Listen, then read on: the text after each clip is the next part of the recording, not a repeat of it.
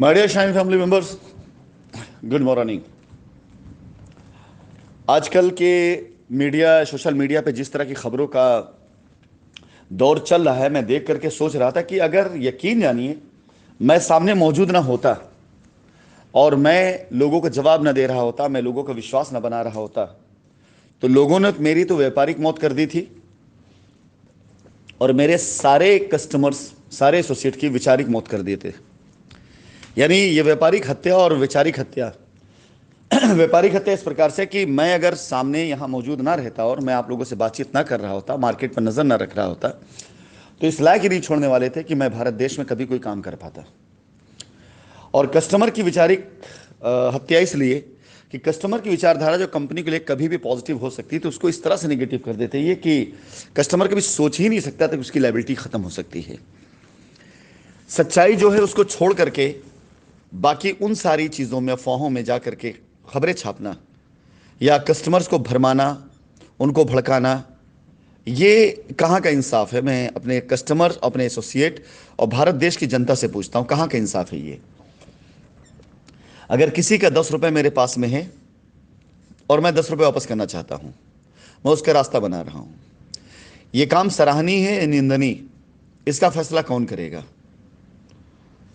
अगर हमारे यहाँ डेमोक्रेसी का जो चौथा स्तंभ है, अगर उसके द्वारा और उनके भ्रामक खबरों के द्वारा अगर देश, समाज और जो जनगण हैं वो अगर उसे फॉलो करने लग जाएंगे या उनकी तरफ चलने लग जाएंगे, तो क्या अंजाम, क्या हश्र होगा, इसको आप बेहतर तरीके से समझ सकते हैं। ऐसी खबरें जिनका रियलिटी से कोई भी लेना देना नहीं, अगर इनके पास रियलिटी है, एक सबूत छाप दें, एक सिंगल छोटा सा एक सबूत छाप दें। अदरवाइज इन तथ्यों पर मुझसे लाइव डिबेट कर लें। मैं तैयार बैठा हूं लाइव डिबेट करने के लिए भी, मैं तैयार हूं ऐसे लोगों को जवाब देने के लिए भी। मुझसे बात करें, हकीकत क्या है, मैं सबूतों के साथ बात करूंगा, मैं साक्ष्यों के साथ बात करूंगा। अभी कुछ दिन पहले की बात है,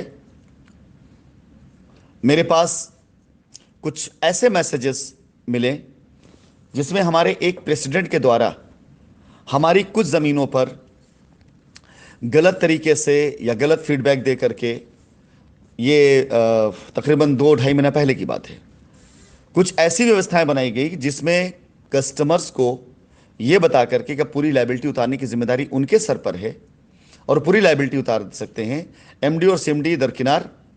और उस पूरी लाइबिलिटी उतारने के प्रकरण में उनका जो एटीट्यूड था, उनका जो भाषा शैली थी, वो इस प्रकार से थी, कंपनी तो भाग गई, सीएमडी भाग गए, एमडी जेल के अंदर हैं और वो लाइबिलिटी उतारने के लिए आ रहे हैं, यानी हीरो बनने के लिए, और कंपनी की ज़मीन पर फर्जी तरीके का वो बनवा करके, ऑथराइजेशन बनवा करके। अब इस सारे के सारे प्रकरण में अगर ये काम हो गया होता, इत्तेफाक से उनके साथ एक दुर्घटना घट गई, नहीं हो पाया काम, लेकिन कहीं ये काम हो जाता और कल अगर बाय द वे किसी भी प्रकार से कोई भी कस्टमर को दिक्कत होती, तो भी कस्टमर कंपनी को ही गालियां देता, कंपनी के ऊपर एफआईआर करता। इस तरह के स्कैम इनसे नहीं खोले जाते। मैंने भी शायद कल के वॉइस नोट में डाला कि एक केस मेरे सामने आया कि कुछ समय पहले हमारे कस्टमर, उन्होंने किसी प्रेसिडेंट को 5 लाख रुपए दिए इस बात पर कि वो रजिस्ट्री करा करके दे देंगे। हमें भी पता नहीं, हमें भी ज्ञात नहीं, और उसका रजिस्ट्री नहीं हुई। और अभी आज नई साइट विजिट करने में वो कस्टमर उसी बात को आधार बनाकर हमारी नई साइट पर शंका कर रहा है कि हम जब रजिस्ट्री होगा तभी पैसा देंगे, क्योंकि हम पहले भी देकर फंस चुके हैं।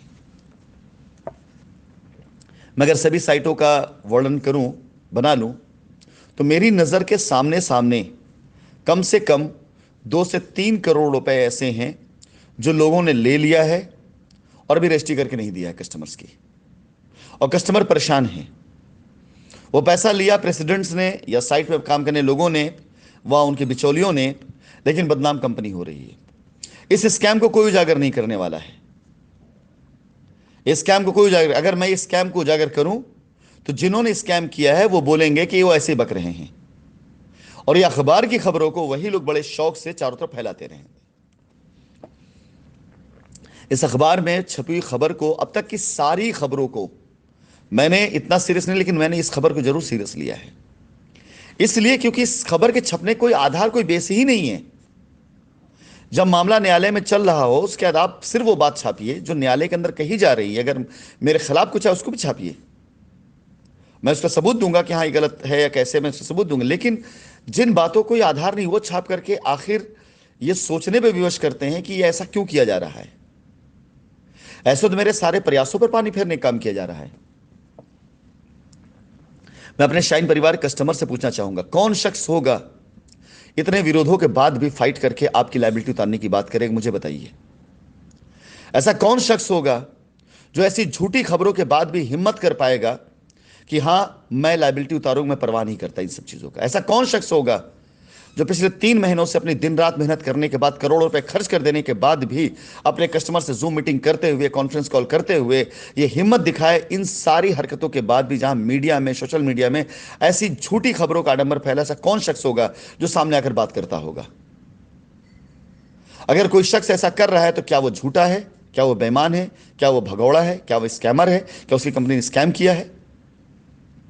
आपने हमारी कंपनी पर 60,000 करोड़ का आरोप लगाया, साबित आज तक नहीं हो पाया।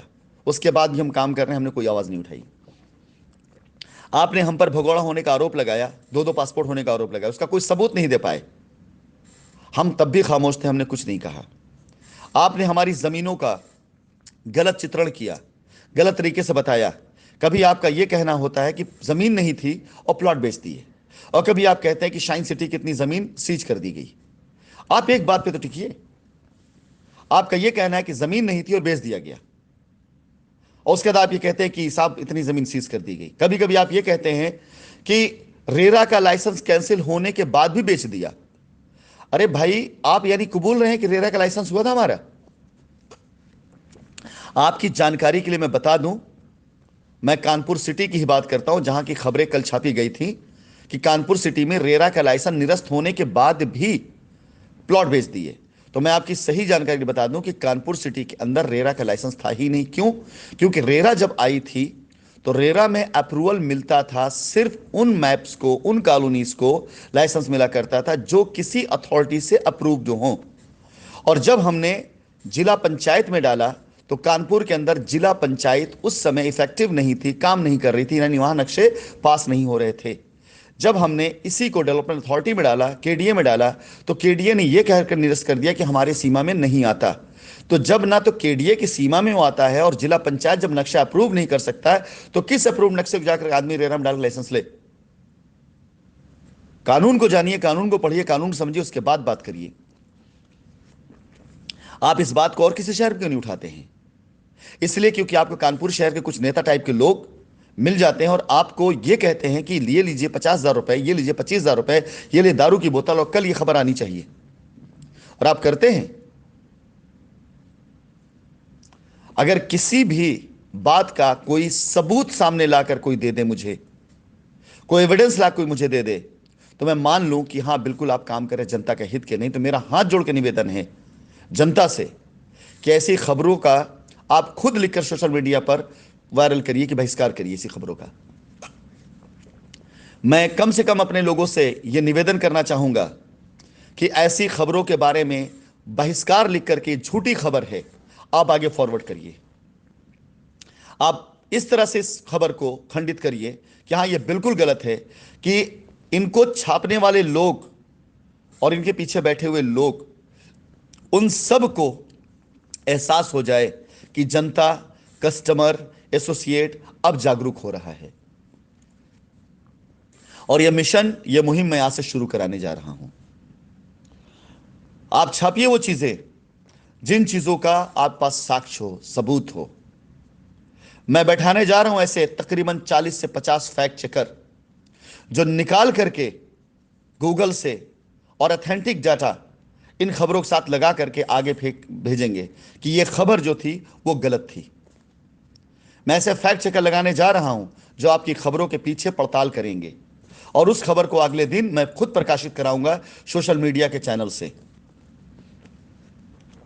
बाकी ये यूट्यूब चैनल, आप जाएं यहाँ पर, यहाँ कहेगी बातों को समझें।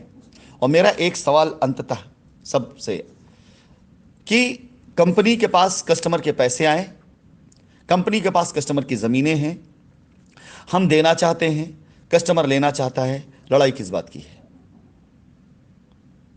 अगर हम पैसा देना चाहते हैं, कस्टमर लेना चाहता है, हमारी कैपेसिटी, हमारी क्षमता देने की है, कस्टमर की है, हक बनता है उसका लेने का, तो लड़ाई किस बात की है? फिर इस बेसलेस खबर की आवश्यकता क्या है?